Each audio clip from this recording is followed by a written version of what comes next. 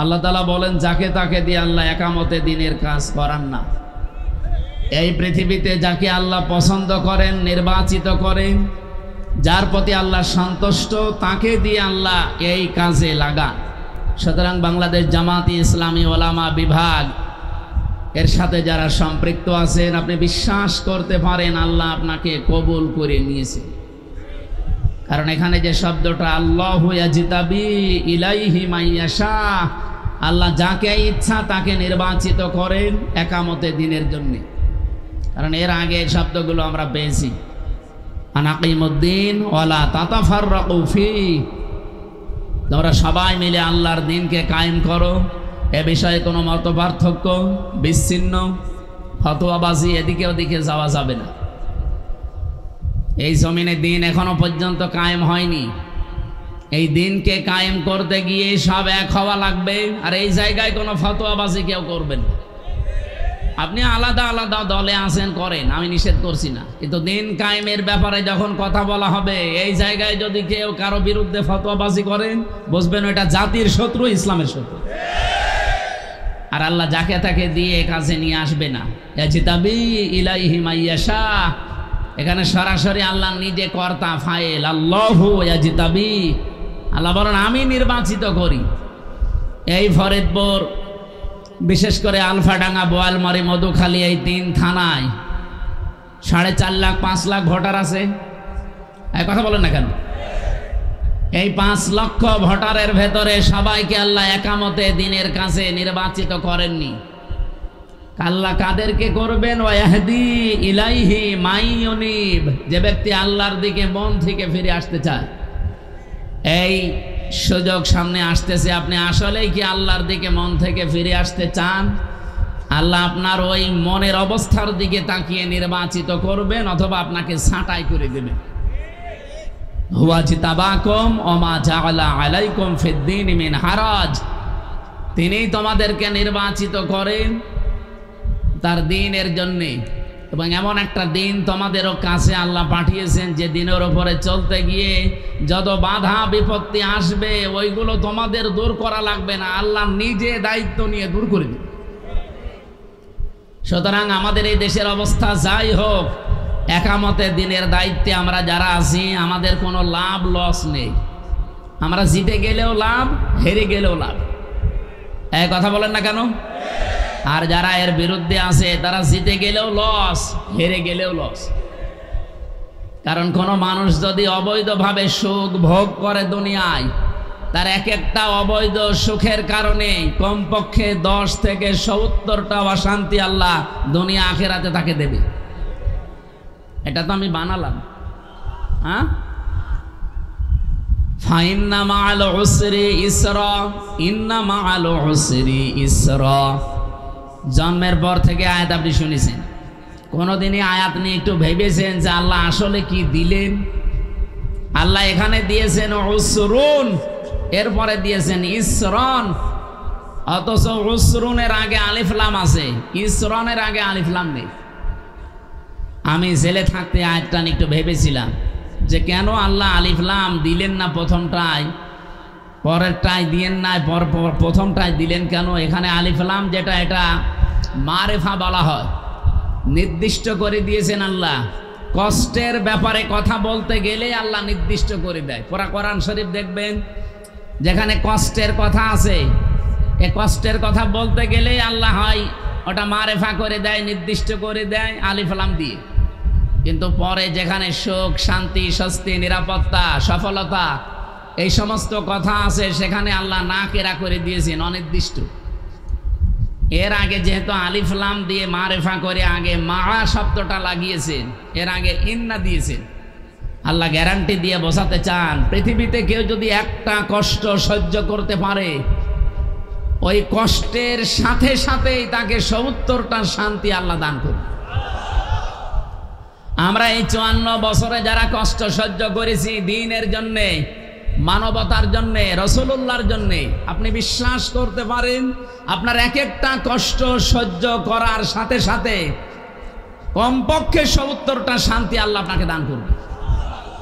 কিন্তু যারা অবৈধভাবে সুখ ভোগ করবে, দুনিয়ায় শান্তি পাবে, এক একটা অবৈধ সুখ শান্তি ভোগ করার কারণে ঠিক আপনাকে কমপক্ষে ৭০টা অশান্তি দুনিয়ায় ভোগ করা লাগবে। এই জন্য আমরা যারা বৈধভাবে শান্তি পেতে চাই, আমরা বেঁচে থাকলেও লাভ, মরে গেলেও লাভ। কিন্তু যারা অবৈধভাবে শান্তি ভোগ করতে চায়, এখনো অনেকে আবার উঠে পড়ে লেগেছে যে যা হয় হোক শান্তি চায়। মনে করে চেয়ারে বসলে মনে হয় শান্তি পাওয়া যায়। আরে ভাই, চেয়ারে বসলে শান্তি সুখ আপনি পাবেন, কিন্তু এটা তো বৈধ হওয়া লাগবে। অবৈধভাবে সুখ শান্তি পেলে আপনি জীবনেও সামনে স্বস্তি নিরাপত্তা নিয়ে বসবাস করতে পারবেন না। ৭০টা অশান্তি আপনাকে সাথে সাথে আল্লাহ দিয়ে দেবে। কারণ মা মানে সাথে, মা মানে কি? আল্লাহ এরকম ভুল যেন আমাদের কাউকে দিয়ে না করান। আমরা এবার শান্তি সুখ পেতে চাই, স্বস্তি নিরাপত্তা পেতে চাই, কিন্তু বৈধভাবে না অবৈধ। জনগণের ভোট না নিয়ে যদি কেউ ক্ষমতায় যায়, ওটা কি বৈধ শান্তি পাবে না অবৈধ? এই অবৈধ কেউ শান্তি পেতে চান? বলেন। অনেক মানুষ লাফাচ্ছে যে না আমি কিছু চাই না। কিচ্ছু চান না? কি চান? আমরা আপনাকে ভালোবাসি। জীবন থাকতে আপনাকে আমরা অবৈধ কোনো সুখ শান্তি এই দেশে আর ভোগ করতে কাউকে দেব না। আমার কথার অর্থ বুঝেছেন? কারা হাত তোলেন তো? হ্যাঁ, আন্দাজ হাত তুলবেন না, আমি কিন্তু জিজ্ঞাসা করব। হাত সব আমি ফেলেছি না, আপনারা বোঝেন। আল্লাহ বলেন আমি নির্বাচিত করি। বলেন তো, নির্বাচিত করা লাগে যেই পদ্ধতিতে, তার নাম কি? নির্বাচন। যেই পদ্ধতিতে মানুষ নির্বাচিত হবে ওই পদ্ধতির নাম কি? নির্বাচন। নির্বাচন না হলে নির্বাচিত হয়? এবার নির্বাচন হওয়া লাগবে। এই কথা বলেন না কেন? নির্বাচিত হওয়ার জন্য নির্বাচন হওয়া দরকার। এই জন্য আমরা নির্বাচন করতে চাই। আর এটা দিনে না রাতে? দিনে হোক রাতে হোক, স্বচ্ছ হলেই হবে। যেহেতু আল্লাহ নিজে নির্বাচিত করেন, একামতে দিনের কথা আমি পড়া কোরআনে যতবার পড়েছি দেখেছি আল্লাহ যাকে তাকে নির্বাচিত করেন না। এখানে নির্বাচিত হওয়ার জন্য আপনার যোগ্যতা লাগে। আপনার যোগ্যতা দেখে আমার আল্লাহ আপনাকে নির্বাচিত করবেন, অথবা আপনাকে ছাঁটাই করে দেবেন। বাছাইয়ের ভেতরে থাকার, ছাঁটাইয়ের ভেতরে থাকার একটা মৌলিক কিছু গুণাবলী পাওয়া যায়। আজকে আমরা প্রায় 7টা গুণাবলীর কথা বলবো ইনশাআল্লাহ। আমরা দেখব আসলে আমরা এর ভেতরে আছি কিনা। তাহলে আপনি আল্লাহর বাছাইয়ের ভেতরে, নির্বাচিত হওয়ার ভেতরে আসবেন। আর যদি এগুলো আপনার জীবনে না থাকে, আপনি বিশ্বাস করবেন যে আপনি আল্লাহর বাছাইয়ে নেই, নির্বাচিত ভেতরে নেই, আপনি অনির্বাচিত অথবা ছাঁটাইয়ের ভেতরে পড়ে গেছেন। আমরা কি ছাঁটাইয়ের ভেতরে যেতে চাই? আমরা আল্লাহর বাছাইয়ের ভেতরে বাছাইকৃত বান্দা বান্দি হতে চাই ইনশাআল্লাহ। সুতরাং আজকের এই আয়োজনে যিনি সম্মানিত সভাপতির দায়িত্বে আছেন জনাব মাওলানা কামাল হোসাইন, আমির বাংলাদেশ জামাত ইসলামী আলফাডাঙ্গা উপজেলা, হায়াতে তজ্জেবা সিহাতে কল্লিয়া কামনা করছে। কই মাওলানা আছে? সম্মানিত সঞ্চালক সেক্রেটারি বাংলাদেশ জামাত ইসলামী আলফাডাঙ্গা উপজেলার SM হাফিজুর রহমান দামাত বারকাতুহুমুল আলিয়া, এ মাহফিলের প্রধান অতিথি বিশিষ্ট শিক্ষাবিদ, এই ফরিদপুর জেলার গর্ব। আপনাদের তো অহংকার করা দরকার। জাহাঙ্গীরনগর বিশ্ববিদ্যালয়ের মতো একটা জায়গায় এই অজপাড়া গায়ে থেকে উঠে গেছে একজন ডক্টর, একজন অধ্যাপক, হাজার হাজার ছাত্রের উস্তাদ, সারা জীবন জ্ঞানের আলো ছড়িয়েছে। বিশিষ্ট রাজনীতিবিদ, বাংলাদেশ জামাত ইসলামী মনোনীত ফরিদপুর 1 আসনের সংসদ সদস্য পদপ্রার্থী অধ্যাপক ডক্টর মোহাম্মদ ইলিয়াস মোল্লা, সাবেক চেয়ারম্যান রসায়ন বিভাগ, জাহাঙ্গীরনগর বিশ্ববিদ্যালয়, ঢাকা। আতালাল্লাহু উমরাহু ওয়া বারাকাল্লাহু ফি হায়াতি। বলেন আমিন। এতক্ষণ যারা কথা বললেন, কৃষিবিদ শেখ মোহাম্মদ মাসউদ, অধ্যাপক ইমারত হোসেন চৌধুরী, কর্ম পরিষদ সদস্য বাংলাদেশ জামাত ইসলামী ফরিদপুর জেলা, মুফতি সিরাজুল ইসলাম, প্রভাষক মোহাম্মদ ওহিদুল ইসলাম, মাওলানা রিজওয়ানুন নবী রিদওয়ান, মাওলানা হুসাইন আহমেদ, মাওলানা শরীফুল ইসলাম, মাওলানা আমিনুল্লাহ, হায়াতে তজ্জেবা সিহাতে কল্লিয়া কামনা করছি এদের। বলেন আমিন। প্রশাসনে যারা এসেছেন আপনাদেরকে ধন্যবাদ জানাচ্ছি। থানা কত দূর এখান থেকে? এই থানার সম্মানিত অফিসার ইনচার্জ যিনি আছেন ওসি সাহেব, এই উপজেলার যিনি টিওনো আছেন, এই জেলার যিনি এসপি আছেন, ডিসি আছেন, প্রশাসনের দায়িত্বে যারা আছেন, আল্লাহ তাদের হায়াতে তাজ্জেবা সিহাতে কল্লিয়া দান করুন। দুইটা চোখ জাহান্নামে যাবে না, তার ভেতরে প্রশাসনের একটা, যারা রাত জেগে মানুষের সম্পদ ইজ্জত আবরু পাহারা দেয়। যদিও আগস্টের 5 তারিখের আগে যারা ছিল এই মানুষগুলো কালার হয়ে গিয়েছিল জাতির কাছে। আমরা চাই আগামী থেকে যদি ইসলাম এই দেশে প্রতিষ্ঠিত হয়, প্রশাসনকে বিশেষ করে পুলিশ যারা, এদের দুইটা কাজ করা লাগবে। 1 নম্বরে ওরা চলবে ওদের আইজির কথা মতো। দেশের কোনো নেতা খেতা নেত্রী নেতা এদের কথা মতো চলা দরকার নেই, তাহলে অপরাধ এদেশ থেকে দূর হবে না। বাংলাদেশ প্রশাসন যদি চায় একদিনেই বাংলাদেশ জান্নাত করে ফেলতে পারে, যদি কোনো নেতা খেতা নেত্রীর কথা না শুনে ওদের আইজির কথা মতো চলে। এই জন্য ওদের বিভাগটা আলাদা করে দেওয়া লাগবে সামনে। কারণ প্রশাসনের পুলিশ বিভাগ এটা পৃথিবীর, এই যে আমরা এটা তৈরি করিনি, এটা বানিয়েছে হযরত ওমর। সুবহানাল্লাহ বলতে পারেন না? এই বিভাগটা বানিয়েছে কে? হযরত ওমর ফারুক রাদিয়াল্লাহু তাআলা আনহু। 2 নম্বরে আমি বারবার বলি, এবং আমি যদি সামনে ইসলাম ক্ষমতায় যেতে পারে সর্বপ্রথম এই কাজগুলো করা হবে ইনশাআল্লাহ। তাদের 8 ঘন্টা ডিউটি। বাংলাদেশে যেখানেই চাকরি করেন ডিউটি কয় ঘন্টা বলেন? বলেন আরো জোরে বলেন। বাংলাদেশে শুধু পুলিশ যারা, এদের কোনো ডিউটি নেই, এদের 24 ঘন্টায় ডিউটি। তো কেমন চাকরি যে ডিউটি 24 ঘন্টা করা লাগবে? এই জন্য আমরা চাই এই দেশে যদি 8 ঘন্টার পরে কোনো পুলিশ ডিউটি করে, তার ওভার টাইমের জন্য টাকা দেওয়া লাগবে। কি এইটা ন্যায়সঙ্গত না? সব জায়গায় যদি বৈষম্য দূর হয়, তো এই জায়গায়ও বৈষম্য দূর করা লাগবে। আমি গত পরশুদিন মনে হয় আমাদের খুলনা রেঞ্জের যিনি ডিআইজি আছেন রেজাউল হক হাফিজাহুল্লাহ, আল্লাহরে বান্দা কল দিয়েছিল। আমি কথা বলছিলাম যে স্যার আপনার প্রশাসনে অন্তত সামনে আপনারা এই ব্যবস্থা করবেন যে 8 ঘন্টা ডিউটির পরে যারা অতিরিক্ত কাজ করবে, ডিউটি করবে, তাদের ওভার টাইম হিসাবে ওই হিসাব করে তাদের টাকা দেওয়া লাগবে। তাহলে অন্তত বাম হাতের ইনকাম কমে যাবে। এইটা বলা মনে হয় ঠিক হইল না? না, অনেকে এই বাম হাতের ইনকাম করে এই বাধ্য হয়ে, তারা আর বাধ্য হবে না। 8 ঘন্টার পরে যদি আরো 4-5 ঘন্টা করে ডিউটি করে, তারা ওভার টাইম হিসাবে যে টাকাটা পাবে, তখন আর বাম হাতের ইনকাম করা লাগবে না। এই উদ্যোগগুলো ভালো না? আর এগুলো নেওয়া সম্ভব তখন যখন ইসলাম আসবে, তাছাড়া সম্ভব না। আমান হাকামা বিহি আদালা, কারণ কোরআন বিচার ফায়সালায় গেলে সেখানে ন্যায় বিচার কায়েম হয়। আর 54 বছর দেশে কোরআন আমরা বিচার ব্যবস্থায় নিয়ে যেতে পারি নাই, এই জন্য ন্যায় বিচারের তুলনায় অবিচার বেশি হয়েছে। আগামীতে আমরা কোরআনের ন্যায় বিচার দেখতে চাই না। কারা চান দেখি তো? লিল্লাহি তাকবীর। এই পুলিশ হাত তুলেছে? তোলে না? তুলেছে। তুলবে না মানে ওদের 8 ঘন্টার পরে ডিউটি করলে সরকারের টাকা দেওয়া লাগবে। ওদের যে কষ্ট, ওদের কাছ থেকে আমি দেখেছি 24 ঘন্টা ডিউটি করা লাগে। টয়লেটে বসে আছে, যদি বাঁশি দেয় ওই অবস্থায় মনে হয় পানি বাদ দিয়ে দৌড়ায়। এই কঠিন পরিশ্রম, এই কঠিন কাজ, এই জন্যই নবীজি তাদের এই চোখকে জাহান্নামে যাবে না বলে ঘোষণা দিয়েছে, যারা জান মাল ইজ্জত আবরু পাহারা দেয় রাতের বেলা। 2 নম্বরে যারা মানুষ নিজের অপরাধ গোনার কথা স্মরণ করে রাতের বেলায় কাঁদে। আল্লাহ আমাদেরকে এই 2 নম্বরে হওয়ার তৌফিক দেন, বলেন আমিন। দরুদ সালাম পাঠ করার মাধ্যমে আমরা এখান থেকে আরম্ভ করছি। এই যে যারা রাতের বেলা অপরাধের কথা স্মরণ করে তওবা করে কাঁদে, জবান খোলে কোরআনের এই আয়াত থেকে, সূরা তাওবা 112 নম্বর আয়াত। এখান থেকে কিছু নেওয়ার জন্য আপনারা পড়েন। সূরা তাওবার ভেতরে 129টা আয়াত আছে।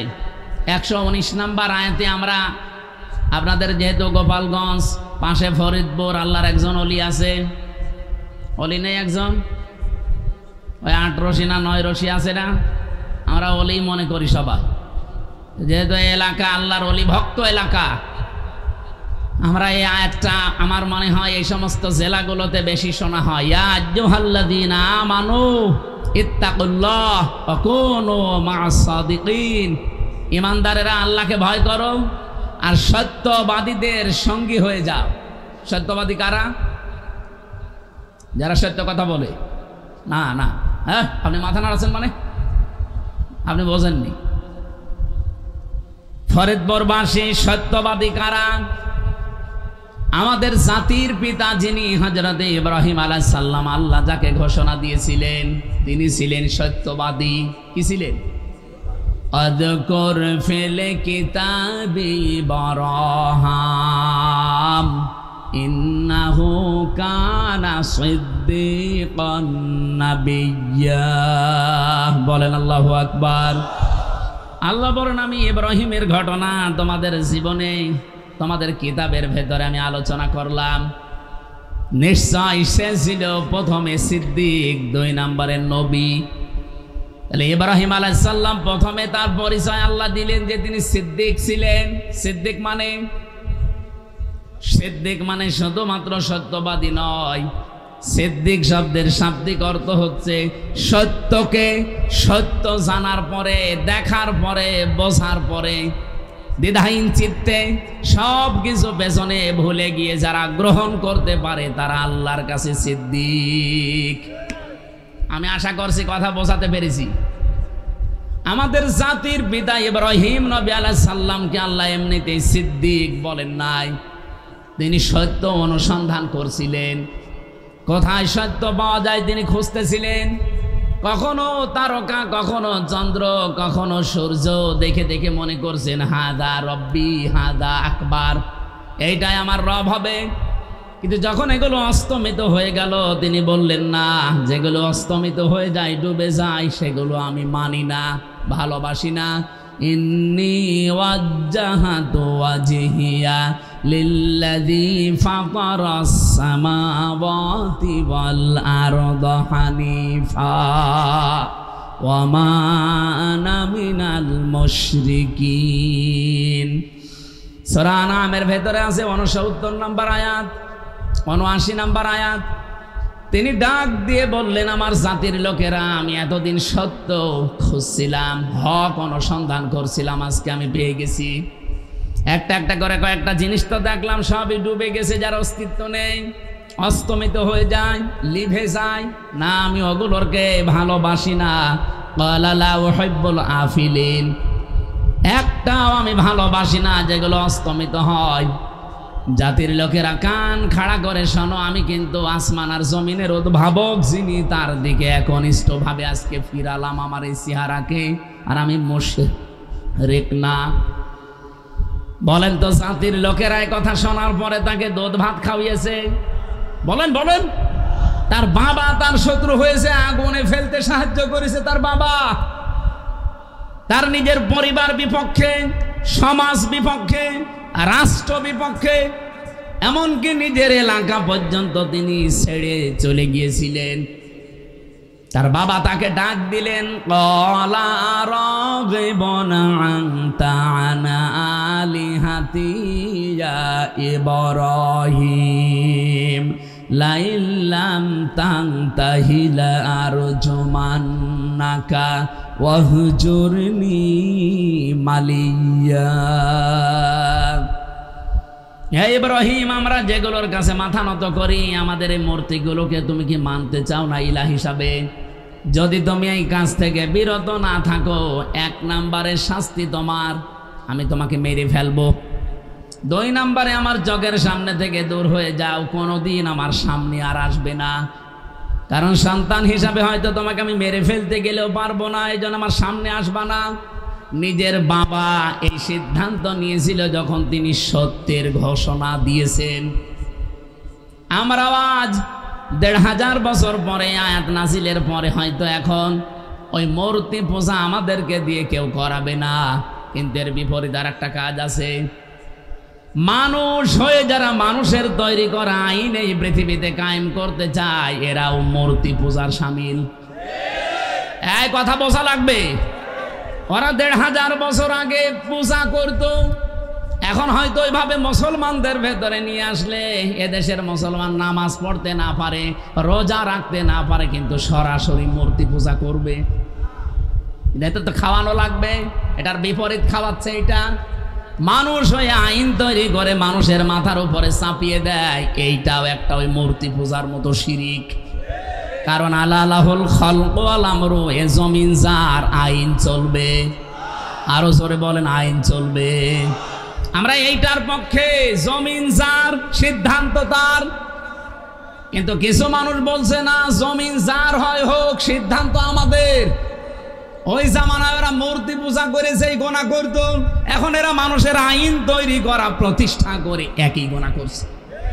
শিক্ষিত মানুষ হয়তো বুঝেছেন, যারা অশিক্ষিত মানুষ বসে আছেন তাদের জন্য আমি আবার বলছি, মূর্তি পূজা, দরগা পূজা আর দুর্গা পূজা জিনিস একই। মুসলমানেরা আজ দরগা পূজা করে আর হিন্দুরা দুর্গা পূজা করে। জিনিসের ভেতরে কোনো পার্থক্য আছে? ওদেরও বিশ্বাস যা, আমাদেরও বিশ্বাস তাই।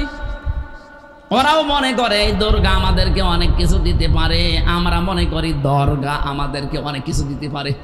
অথচ দুইটার ভেতরে কোনো ক্ষমতা, আরো জোরে বলেন। ফরিদপুরবাসী স্পষ্ট কথা বলছি, যারা মানুষের তৈরি করা আইন কায়েম করতে চান, আপনি শিরিক করছেন। বলেন বলেন।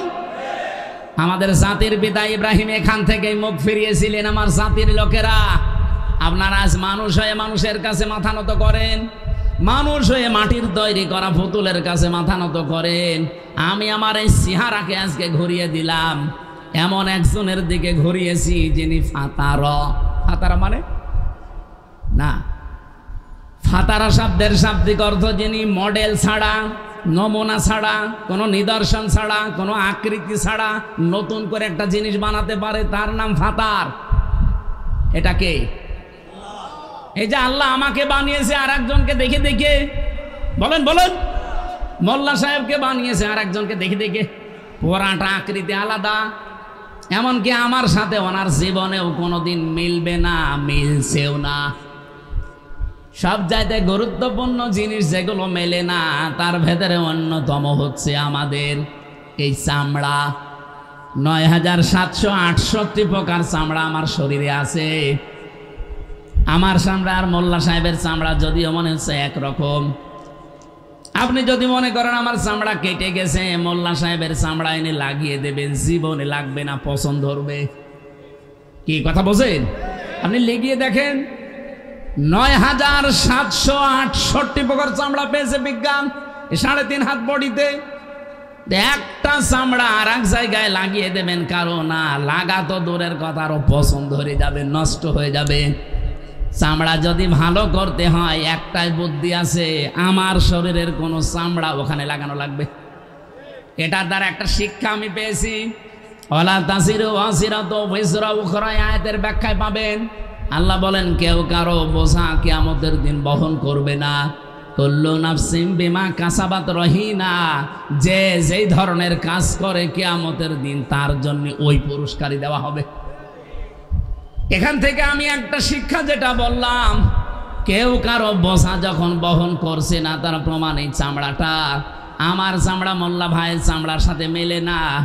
আর কিয়ামতের দিন উনি আমাকে দুনিয়াতে বোঝা যে হামজা চিন্তা নেই, কিয়ামতে আমি পার করে দেব, আর আমি বিশ্বাস করে বসে আছি যে বাবা আছে, চিন্তা নেই। এটা ডাহা মিথ্যা কথা। আমার চামড়ায় ওনার সাথে মেলছে না, আর আমার পাপের বোঝা উনি বহন করবে। উনি বোঝায় আর আমি বুঝে ফেলি। উনি একটা ভণ্ড আর আমি একটা পাগল। এরকম ভণ্ড পাগল এই জেলায় নেই, সারা বাংলাদেশে এই জেলায় বেশি। এই ভণ্ড হওয়া যাবে না, পাগলও হওয়া যাবে না। কথা বলুন না কেন? কোন ভণ্ডকে, কোন পাগলকে আল্লাহ জান্নাতে দেবে না। আপনাকে সচেতন হওয়া লাগবে।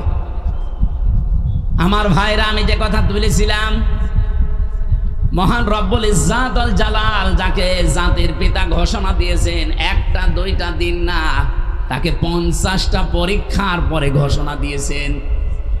তিনি এই সত্য অনুসন্ধান করতে করতে যখন পেয়ে গেলেন, অনেক কিছু তার ছাড় দেওয়া লেগেছে এই সত্যকে গ্রহণ করতে গিয়ে। তারপরে তিনি সিদ্দিক হয়েছিলেন। আর আমাদের বাংলাদেশের মানুষকে আমরা চোখে আঙ্গুল দিয়ে সত্য কোনটা দেখিয়ে দিলাম, তারা মানতে চায় না। আপনি কিসের সিদ্দিক? কিয়ামতের দিন যে 4 কাতার আল্লাহ প্রথমে তৈরি করবে, মিনান নাবিয়্যিনা ওয়াস সিদ্দিকিনা ওয়াস শুহাদাই ওয়াস সালিহিন। প্রথমে আল্লাহ কাতার বাড়াবেন নবীদের, এ কাতারে অন্য কেউ উঠতে পারবে না, শুধু নবীরা থাকবে। দ্বিতীয় কাতারে আল্লাহ বলেন সিদ্দিক, যারা সত্যকে সত্য জানার পরে বোঝার পরে যারা চিন্তা ছাড়া প্রশ্ন ছাড়া দ্বিধাহীন চিত্তে মেনে নিয়েছে, এরা হচ্ছে কিয়ামতে কাতারে উঠবে। এর ভেতরে প্রথমেই থাকবে যিনি আমাদের হযরতে আবু বকর সিদ্দিক রাদিয়াল্লাহু তাআলা আনহু। কেন তিনি সিদ্দিক হয়েছিলেন? আপনারা ইতিহাস পড়েছেন। বিশ্বনবী মেরাজ থেকে এসেছেন, আবু জেহেল পর্যন্ত ঠাট্টা করছিল মেরাজের এই কাহিনী শোনার পর। হযরতে আবু বকর শোনার পরে ঠাট্টা না, তিনি একবারেই বিশ্বাস করে নিয়েছেন। নবীজি বললেন, আবু বকর, মেরাজের কথা বলতে গিয়ে আল্লাহ নিজে আশ্চর্য হয়ে গেছেন। সুবহানাল্লাযী আসরা বিআবদিহি লাইলাম মিনাল মাসজিদিল হারাম ইলা আখিরি আয়া। সারা জীবনে আয়াত পড়েছেন, কোনোদিন ভেবেছেন আল্লাহ আয়াত শুরু করলেন কি দিয়ে? সুবহান। আমরা কোনো আশ্চর্য জিনিস দেখলে কি বলি? বলেন বলেন। আল্লাহ নিজে আশ্চর্য হয়ে গেছেন, তিনি নিজে আশ্চর্য হয়ে বলছেন সুবহানাল্লাযী। তার মানে এমন কঠিন কাহিনী আল্লাহ নিজে আশ্চর্য হয়ে বর্ণনা করছেন। 27টা বছর নাকি পার হয়ে গেছে, এখনো পর্যন্ত শিকল দুলতেছে। 27 বছর পার হয়ে গেছে, এখনো পর্যন্ত অজুর পানি গড়িয়ে যাচ্ছে। 27 বছর পার হয়ে গেছে, এখনো বিছানা গরম আছে। এটা আশ্চর্য না? নবীজি কথা যখন বললেন, বিশ্বাস করা দূরের কথা, আবু জেহেল একবারেই বলছে এবার সুযোগ পেয়েছি। কিন্তু আবু বকর সিদ্দিক এমনি হয়নি। বিশ্বাস করার পরে তিনি বললেন, হ্যাঁ নবী, শুনলাম আপনার নাকি মেরাজ হয়ে গেছে। নবীজি বললেন, হ্যাঁ। তুমি বিশ্বাস করো না? সিদ্দিক আকবর বলেন, হ্যাঁ নবী, বিশ্বাস করা শুধু না, আমি 100 ভাগ বিশ্বাস করেই ফেলেছি। আপনি সারা জীবন নদীর পানি এদিকে চলে আমি দেখতে পাচ্ছি, হঠাৎ করে যদি বলেন বকর পানি চলছে এদিকে, আমি 1 সেকেন্ডও কোনোদিন দেরি করব না বিশ্বাস করতে। কারণ আপনার জীবনে আমরা 20 বছরের বন্ধুত্ব, কোনোদিন আপনার জীবন আমি মিথ্যা কথা পাইনি। নবীজি বললেন, আবু বকর, এত বড় কঠিন কথা তুমি বিনা প্রশ্নে বিশ্বাস করে ফেললে। আজকে তোমার আমি আর খালি হাতে ফেরত দেব না। আজকে তোমার নামের সাথে একটা লকব লাগিয়ে দিলাম। তুমি এখন থেকে শুধু আবু বকর না, তুমি এখন থেকে আবু বকর সিদ্দিক। এই সত্যকে সত্য জানার পরে বোঝার পরে যারা আবু জেহেলের মতো অ্যাবাউট টান দেয় না, যারা মেনে নেওয়ার সিদ্ধান্ত নিতে পারে আবু বকরের মতো, তারা হচ্ছে কি? আরো জোরে বলেন। আজ বাংলাদেশে 73টা দল কাজ করছে, সবাই মানুষের ভাগ্যের জন্যই কাজ করছে, ভাগ্য পরিবর্তনের। আপনার দৃষ্টিতে আপনার বিবেকে কি বলে? সত্যকে সত্য জানার পরে আপনি গ্রহণ করবেন। এখন কিয়ামতের দিন ওই সিদ্দিকদের কাতারে আপনাকে আল্লাহ দাঁড় করিয়ে দেবে।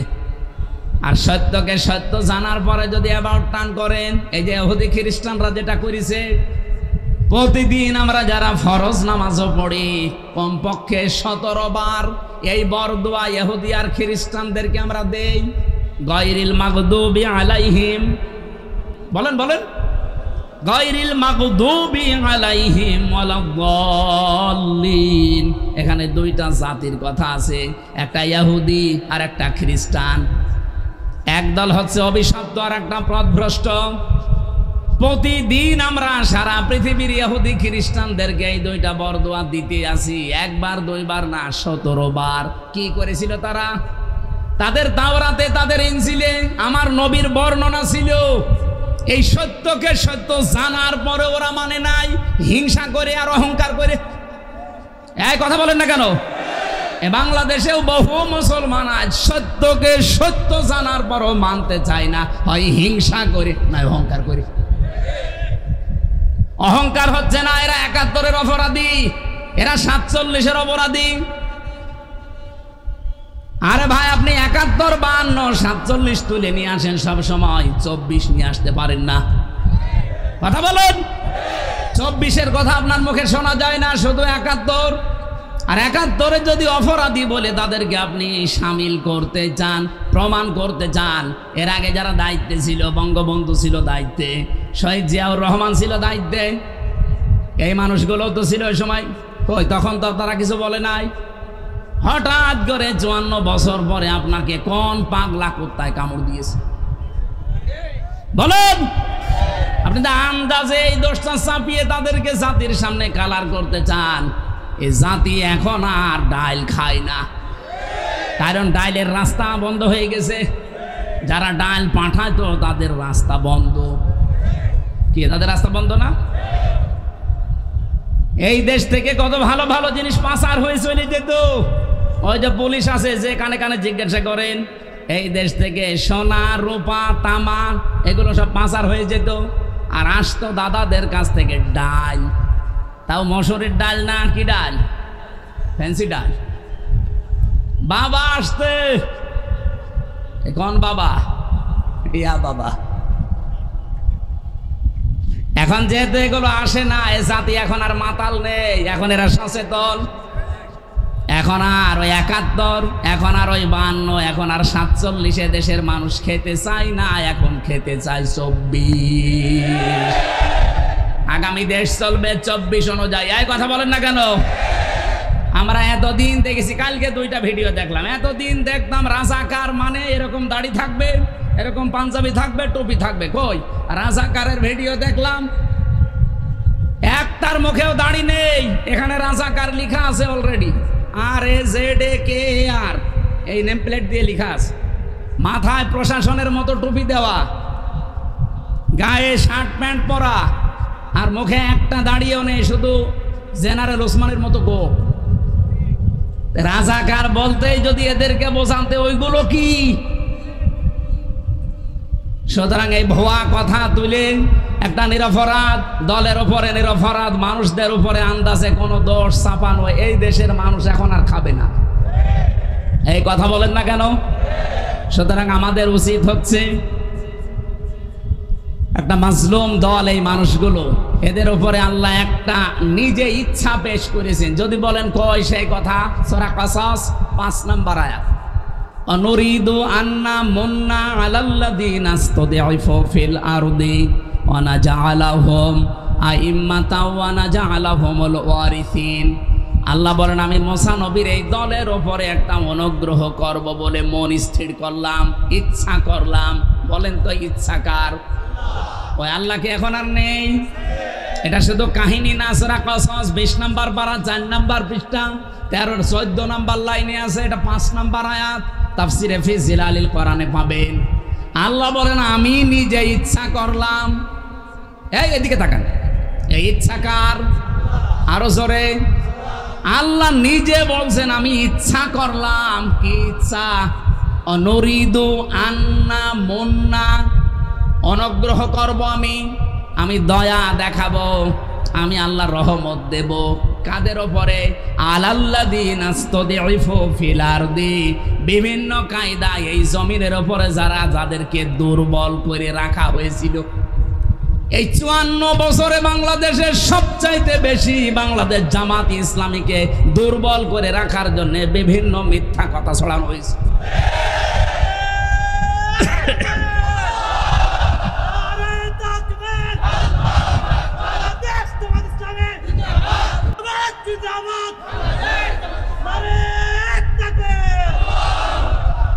আমি কোরআনের আয়াত পড়ার পরে আমার মনে হয় মিলে যায়, আর অনেকে খুঁজেই পায় না। এদিকে আসেন, আসেন, এদিকে আসেন। কানের নিচে এমন জোরে ২টা দেব, আপনিও খুঁজে পাবেন। এই খাপের খাপ মমতাজের বাপ মিলে যাচ্ছে না?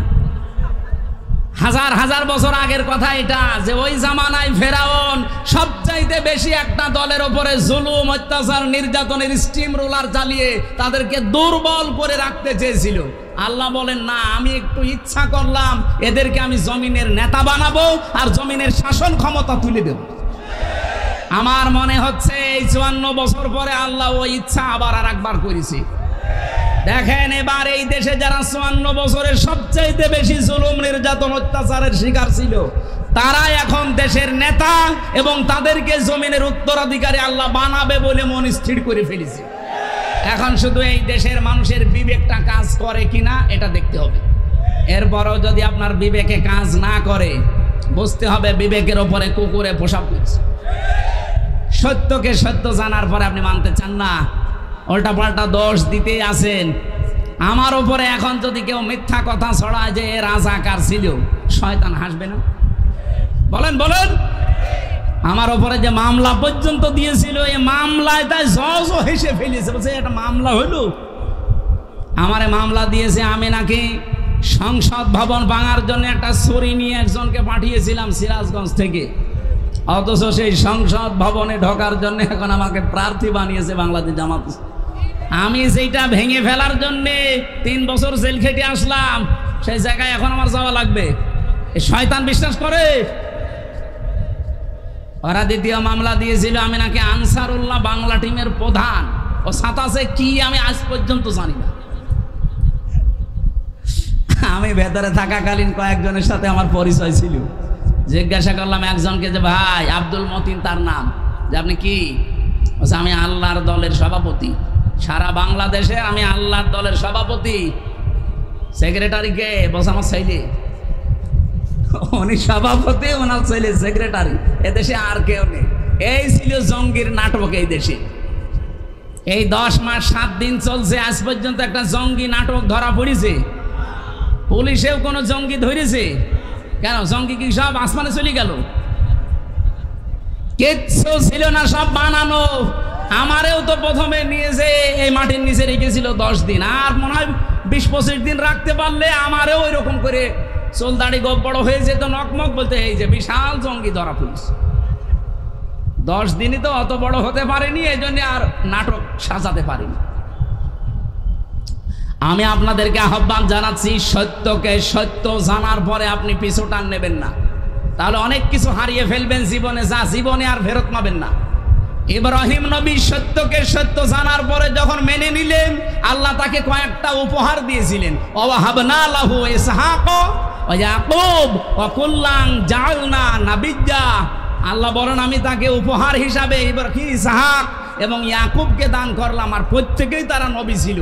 নবীর মতো এমন সন্তান আল্লাহ তাকে দিয়েছিলেন শুধু সত্য মেনে নেওয়ার কারণে। আমরা যদি আজ সামনে সত্যকে সত্য জানার পরে মেনে নিতে পারি, আল্লাহ আমাদের আশার উপরে এমন কিছু দান করবেন যে জীবনে কল্পনাও ছিল না। এই কথা বলেন না কেন? আল্লাহ যারা এরকম কিছু আমাদের সামনে দান করেন, ওয়ালা সাউফা ইউতিকা রব্বুকা ফাতারদা, হে নবী অতি শীঘ্রই আপনাকে আল্লাহ এমন কিছু দেবেন যাতে আপনি খুশি না হয়ে পারবেন না। সেই পরিবেশ আল্লাহ আমাদেরকে চর্ম চোখে দেখার তৌফিক দেন। এদেশের মানুষ আমরা 100 ভাগ খুশি হব তখন যখন দেখবো 56,000 বর্গ মাইল আল্লাহর এই কোরআন দিয়ে চলছে। ওই সময় আমরা পরিপূর্ণ খুশি হব। কথা বলেন ঠিক কিনা? আল্লাহ ওটা তুমি চর্ম চোখে দেখার তৌফিক দিও, বলেন আমিন। তাহলে সত্যবাদী কারা আপনি বুঝতে পেরেছেন? যারা সত্যকে জানার পরে গ্রহণ করে নেয়। সূরা তাওবার 112 নম্বর আয়াত থেকে এবার আমরা আরম্ভ করছি। এর 119 নম্বর আয়াতের হালকা আমরা টাচ দিয়েছি যে সত্যবাদী কারা। আত-তাইবুন আল-আবিদুন আল-হামিদুন। রব্বুল আলামিন বলেন 1 নম্বরে যারা তাওবা করে, গোপালগঞ্জ ফরিদপুরবাসী, তাওবা কিন্তু বাংলাদেশে আমার মনে হয় না। 100 জনের অন্তত 90 জনের তাওবা হয় না। তাওবা যে শুধু মুখে বললেন হয়ে গেল না, এটা একটা বাস্তবে রূপ দেওয়ার জিনিস। কোন মানুষ যদি তাওবা করতে যায় কমপক্ষে 3টা বিষয় তাকে মানা লাগবে। কয়টা? আরো জোরে বলেন। 1 নম্বরে তাকে অপরাধের স্বীকৃতি দেওয়া লাগবে। এদেশে বহু মানুষ আমরা অপরাধ করি, কিন্তু অপরাধ করার পরে স্বীকার করি না।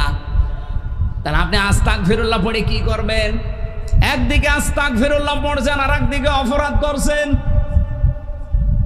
বাস আস্তাগফিরুল্লাহ রাব্বি মিন কুল্লি যামবি ওয়া তুবিলাই, আর এদিকে ঘুষ খাচ্ছে। আপনাকে তো স্বীকার করা লাগবে প্রথমে যে আমি অপরাধী। 2 নম্বরে আপনাকে অনুশোচনা করা লাগবে, অনুতপ্ত হওয়া লাগবে। 3 নম্বরে জীবনে এই কাজ আর কোনো দিন করব না, এই বিষয়ে দৃঢ় থাকা লাগবে। এখন আপনি এগুলো করবেন কখন? সূরা জুমার 54 নম্বর আয়াতে দেখবেন রব্বুল আলামিন বলেন, ওয়া আনিবু ইলা রাব্বিকুম ওয়া আসলিমু লাহু মিন ক্বাবলি আইয়াতিয়াকুমুল আযাবু সুম্মা লা তুনসারুন। বলেন আল্লাহু আকবার। আমি গোপালগঞ্জ ফরিদপুরবাসীকে বাঁচাতে এসেছি, কোরআনে কারিম দিয়ে আমি বাঁচাতে চাই। তাওবা যদি কবুল করাতে চান তাহলে 1 নম্বরে আল্লাহর দিকে ফিরে আসা লাগবে এক্ষুনি। 2 নম্বরে আল্লাহর বিধান এখন থেকে যেইটা সামনে আসবে, ওয়াসলিমু লাহু, আমি আত্মসমর্পণ করে ফেললাম, আমার নিজের ইচ্ছা বলতে আর কিছু নেই। এই 2টা শর্ত যখন আপনি মানবেন, কখন মানবেন?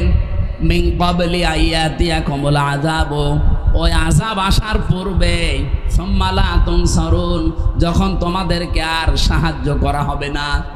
ও বাংলার মানুষেরা, আমাদের সাহায্য করা হবে না মরণের সময়। কোন সময়? বলেন বলেন। মরণ আসবে কখন, কোনো গ্যারান্টি আছে? আরো জোরে বলেন। সুতরাং এই মুহূর্তে আমাদের এখন এই 2টা সিদ্ধান্ত নেওয়া লাগবে। যদি তাওবা করতে চান যে আমি ফিরে আসলাম আল্লাহর দিকে, আমি ফিরে আসলে আমার অনেক কিছু বিমুখ হওয়া লাগবে, অনেক কিছু হাতছাড়া হয়ে যাবে, অনেক কিছু আমার হারানো লাগবে। যাক, হযরতে আব্দুল্লাহ, যার নাম আব্দুল উজ্জা বলা হয়, এই লোকটা ফিরে আসতে গিয়ে আল্লাহর দিকে ঈমান আনতে গিয়ে নিজের পরনের লুঙ্গি পর্যন্ত সাথে রাখতে পারেন নাই। তিনি যদি ফিরে আসতে গিয়ে লুঙ্গি পর্যন্ত হারিয়ে ফেলেন, আমরা আজ আল্লাহর দিকে যদি ফিরে আসতে চাই তাওবার মাধ্যমে, বলেন তো যদি কিছু ছাড়া লাগে রাজি আছেন? আরো জোরে বলেন, রাজি আছেন? হয়তো বাবা মা নারাজ হয়ে যাবে, যাক, কারণ আমি মরে গেলেও বাবা মারার কোনো কাজ নেই।